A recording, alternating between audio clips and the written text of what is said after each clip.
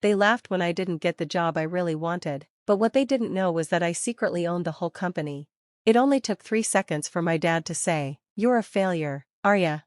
My uncle clapped and said, "Told you that media stuff was useless." My mom just sighed like I'd let her down.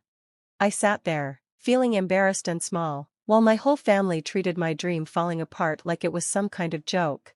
If that made you angry, stick around, because what happens next will shock you. They had no idea I'd been working behind the scenes for years. While they were busy calling me lazy, jobless, and useless, I was quietly building an empire. The same media company that rejected me, I helped fund it. My name was hidden behind shell companies and silent partners. I wanted to earn the role, not be handed it, but they never gave me the chance because my own cousin, Jordan, backstabbed me. He applied for the same position, lied in the interview, and told them I had mental breakdowns and anger issues, and it worked. He got the job. I was ghosted. No call, no email, just a silent rejection and a smirking text from Jordan, "Told you I'd win."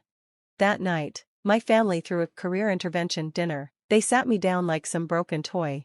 "You should start applying at grocery stores," Aunt Lisa said, pretending to be helpful. "Or maybe a call center," Jordan added, sipping from a $10 wine glass like he owned the world.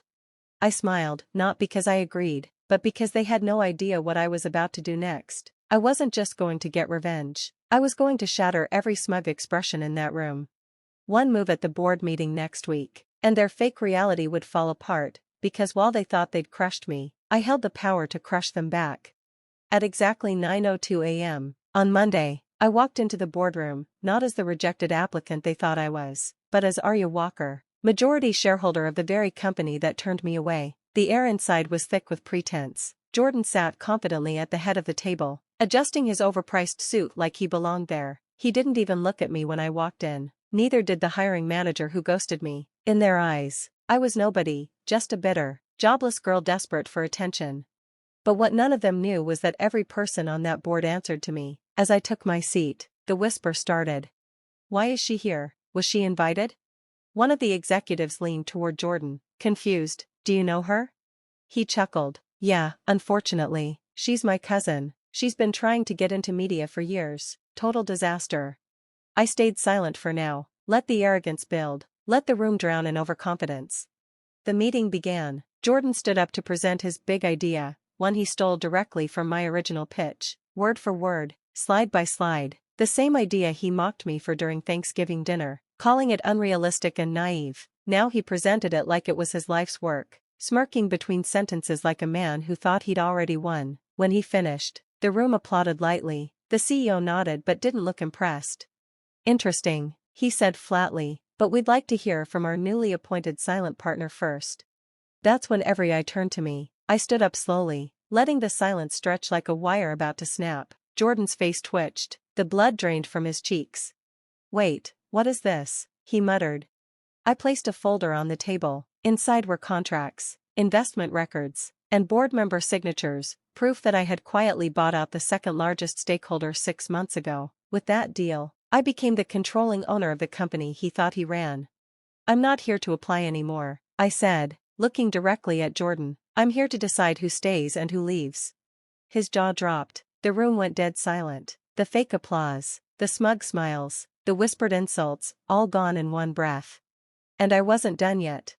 Jordan stumbled back into his chair as if someone had pulled the floor from underneath him. "This is a joke, right?" he asked, his voice cracking. "She's lying. There's no way." I didn't answer him. Instead, I looked straight at the CEO. Mr. Davis, a man who'd shaken my hand in secret 3 months ago when I wired the final investment, nodded at me with the kind of calm that confirmed everything. "She's not lying," he said, folding his hands. "Arya owns 52% of this company now, and as of this morning, she's not silent anymore." I took a breath. My hands weren't shaking. My heart wasn't racing. I was ready. "Let's talk about integrity," I said, slowly walking to the front of the room, because someone here just pitched a business model he stole, word for word, from me. Someone who spent years being mocked, ignored, and publicly humiliated by her own family for even daring to dream. Jordan shot up from his chair, face flushed. "You never even worked in this field, you're just some spoiled." "Sit down." I cut him off without raising my voice. "You lied on your resume, faked your metrics, And used my personal trauma as a weapon during your interview. I have it all, the emails, the recordings, even your text messages laughing about how easy it was to manipulate the board. The room gasped. One board member covered her mouth. Another whispered, "This is insane." But I wasn't done yet. I turned to the screen behind me and clicked the remote. Slides appeared, actual results from the pilot program I quietly launched through a smaller division of the company last year. Engagements, revenue, reach, all of it crushing what Jordan had just pitched, while he was stealing my ideas. I was testing them in the real market with real users. And unlike him, I didn't need to cheat to win. Jordan looked like he couldn't breathe. His eyes darted around the room, searching for anyone to defend him, but no one moved, no one even looked at him. And then I dropped the final blow. "Effective immediately," I said, pulling out a letter. "Jordan is terminated for fraud, breach of ethics, and violation of our internal policy." He lunged forward. "You can't do this to me." But I was already turning to leave. Jordan chased me into the hallway, his voice rising with desperation. "Arya, please, we're family. You can't ruin my entire life over this." I turned around slowly. For a second, I saw the same boy who used to steal my Halloween candy and blame it on the dog, the same cousin who told everyone I'd never make it in life, who smiled when I cried after losing that first internship years ago. "You didn't think of family when you sabotaged me," I said coldly. "You didn't think of family when you laughed with the rest of them while they tore me down. You destroyed my shot at that job and made me believe I didn't deserve one." He looked like he wanted to argue, but I didn't give him the chance. I walked away. Downstairs, I stepped into my black SUV, the same one Jordan once mocked for being too basic. My driver, Marcus, handed me my phone, missed calls, voicemails, all from my parents, Aunt Lisa, even Uncle Ron. Now they wanted to talk. Now they were worried. I put the phone down and let them sit in silence like I had for years. Let them wonder how the girl they called a failure had just fired the golden boy of the family in front of a Fortune 500 boardroom. I arrived home to my high-rise apartment, 37 floors above the same city that once made me feel so small. I stood by the glass wall, looking at the skyline, when the message popped up. "You won't get away with this, Jordan." I stared at it for a moment, then smiled, because what Jordan didn't know was that his little revenge threat had just triggered a chain reaction. I had one more surprise left, one that wouldn't just end his career, but expose everything my family had done to me. This story wasn't over, not even close. 3 days later, the entire family was summoned to a formal reconciliation dinner at my parents' mansion. I knew it wasn't about reconciliation, it was about control, a desperate attempt to corner me before the truth came out. Aunt Lisa arranged it, Uncle Ron backed it, and my father, the man who once told me I was a waste of potential, acted like it was some noble intervention.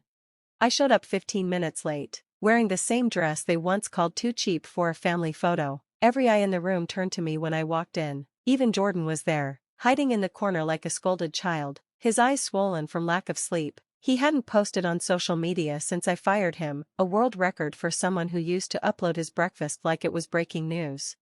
"Arya," Aunt Lisa began with a plastic smile, "we're just worried about you. All these aggressive decisions you're making. Family isn't a business deal, sweetheart." "Funny," I replied, sitting down slowly, "because you all treated me like a failed investment for the last 10 years. My mom winced. My father cleared his throat. "We were trying to help you grow up," he said, still wearing that CEO tone he used on his employees. "You were chasing fantasies, and now this company thing has gone too far. You embarrassed your cousin." I leaned in slightly. "He lied. He sabotaged me. He used my trauma to get ahead, and you all clapped for him." Uncle Ron finally snapped. "You think owning one company makes you powerful? You're still just a little girl playing dress-up in the big leagues." I didn't respond. Instead, I reached into my bag and pulled out a set of documents. "You're right," I said calmly, sliding the papers across the table. "Owning one company doesn't make me powerful, but owning the media group that bought out your retirement fund? That's a different story." Uncle Ron grabbed the papers and scanned them. His face turned white. This can't be real." "Oh, it's real," I said. "Your cushy pension, your summer home, your vintage car collection, all of it tied directly to a fund managed by my new acquisition. One click from me, and it all freezes." My father stood up in rage. "You wouldn't dare." I stood too, taller than I ever had in that house. "I already did. This dinner isn't about reconciliation, it's your final warning. From now on, if you speak my name, It better be with respect, or the entire structure you built by belittling me comes crashing down." The room went quiet. For the first time, no one said a word, not even Jordan. I turned and headed for the door. Just before leaving, I stopped and said, "I didn't come to tear this family apart. You did that on your own. I just came to take back what belongs to me." Then I walked out into the night, into freedom, into strength. Because when the people who tried to break you have to watch you succeed, that's not revenge, that's justice.